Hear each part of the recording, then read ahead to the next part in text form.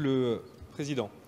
Un amendement qui vise à obtenir quelques renseignements sur les modalités de financement du SNU. Nous en avons déjà parlé ce matin.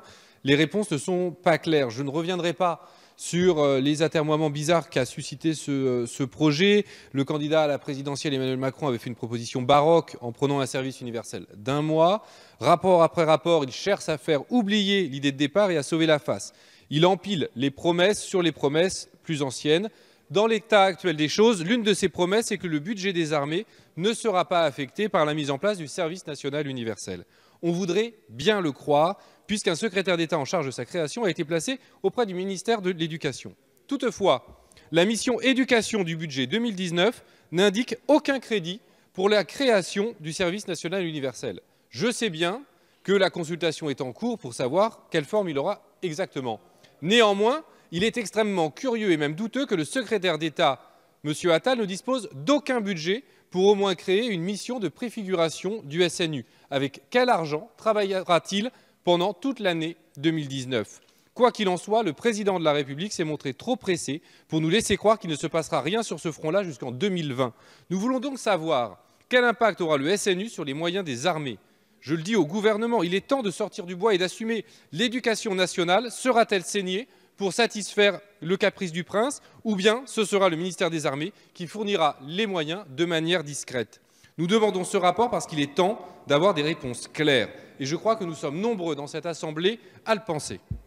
Merci, Monsieur le Président. Madame la Ministre, merci d'avoir lu notre programme.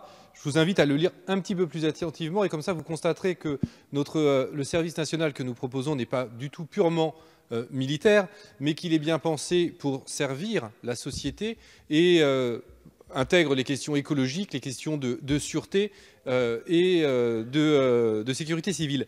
Mais sur les aspects militaires, la proposition d'un service national de 9 mois, comme nous le faisons, n'est pas un coût pour les armées. C'est au contraire un bénéfice très net, parce que cela reviendrait à mettre à la disposition de nos armées, de la société tout entière, des personnes hautement qualifiées, dans le domaine cyber par exemple, des plombiers, des électriciens, dont nos armées ont besoin. Et donc, cela serait un bénéfice énorme pour les armées et non pas un coût. Et c'est pour ça que nous sommes tout à fait disposés à discuter d'un service national. Nous n'aurons pas la même vision que vous, mais nous sommes disposés à en discuter. Or, aujourd'hui, on cherche avec qui en discuter. Merci, Monsieur le Président. Bon, une fois n'est pas coutume, nous soutiendrons et nous voterons ces amendements des Républicains. En effet, Madame la Ministre, vous ne pouvez pas nous donner comme argument le fait que les associations d'anciens combattants ont choisi la carte 62-64 plutôt que l'augmentation du point de retraite. Bien évidemment, c'était une demande qui existait depuis tellement longtemps, cette carte 62-64, que évidemment ils ont dit oui et qu'ils ont choisi ça parce qu'ils ont préféré la solidarité avec leurs camarades plutôt que l'égoïsme. Mais ce n'est pas un argument que vous pouvez faire valoir devant cette Assemblée, de la même manière que, année après année, l'argument de la démographie diminuant le nombre des anciens combattants et nous expliquant que le budget qui leur est alloué devait diminuer de manière proportionnelle n'est pas un argument recevable. Aujourd'hui, il est possible, à budget constant par rapport au budget de l'année dernière, d'augmenter la retraite du combattant. C'est ce que la dignité nous impose de faire. Merci, Monsieur le Président. Bon, c'est un amendement dont Madame la Ministre parlait, qui est un amendement d'appel ou plutôt un amendement d'alerte. Il porte sur la condition des personnels civils de recrutement local. Cette expression un peu obscure désigne les femmes et les hommes qui ont servi et servent les armées françaises engagées à l'étranger. Ils n'ont pas la nationalité française et choisissent pourtant de servir la France. En agissant ainsi, ils se mettent en danger eux-mêmes et leurs proches. Ils exposent leur vie au même titre que nos soldats. Je crois que nous serons tous d'accord pour dire que leur courage et leurs efforts nous obligent.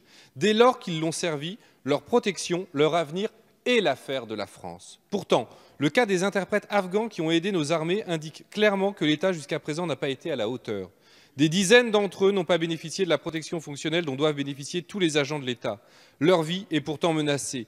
La mort de Mohamed Kader lors du récent attentat à Kaboul en apporte une preuve tragique. Fuyant la menace, plusieurs d'entre eux ont préféré l'exil et demandé à la France de leur accorder l'asile. Parmi eux, la plupart n'ont pas obtenu de visa, ont été déboutés du droit d'asile ou dublinés. Aujourd'hui, certains d'entre eux vivent à la rue dans une précarité extrême. Cette situation est insupportable et indigne de notre pays. Je sais un cas tellement absurde que la personne vient d'être reconnue ancien combattant par le préfet même qui l'avait dubliné. Une procédure de réexamen humanitaire des demandes est certes en cours, mais les anciens PCRL afghans n'en sont pas tous informés. Les démarches auprès de l'ambassade à Kaboul sont extrêmement difficiles. Je salue d'ailleurs le courage des bénévoles qui les assistent dans ces difficultés. Après des années d'atermoiements dramatiques, il faut que le problème trouve une solution. Il faut surtout que la leçon soit retenue. Nous sommes engagés en BSS et nous employons de très nombreux PCRL. Leur nombre n'est même pas précisément connu. D'aucuns nous informent que les contrats des PCRL ont été changés de telle sorte que la France soit déliée de ses obligations envers eux. Ce serait une honte.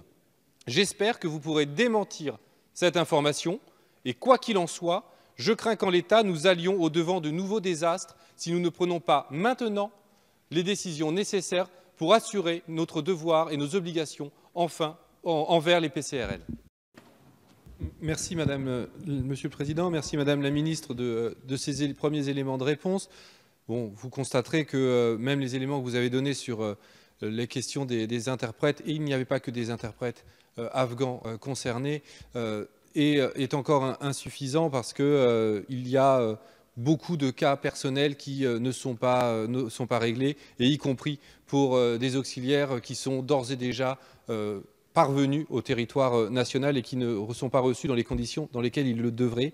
Mais par contre, là où je suis très inquiet, Madame la Ministre, c'est que vous n'avez absolument pas évoqué la question des auxiliaires actuellement en service auprès de nos forces, et notamment auprès de Barkhane. Est-ce que vous avez un chiffre? Est-ce que vous savez combien ont servi nos armes depuis le début de Serval? Est-ce que vous savez combien servent nos armes aujourd'hui? Moi, quand je suis allé visiter la BAP de Niamey, on me disait qu'il y avait quasiment plus d'auxiliaires que de militaires français qui servaient sur la base.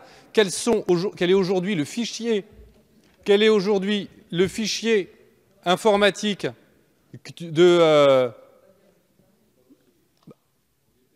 quel est le fichier informatique de ces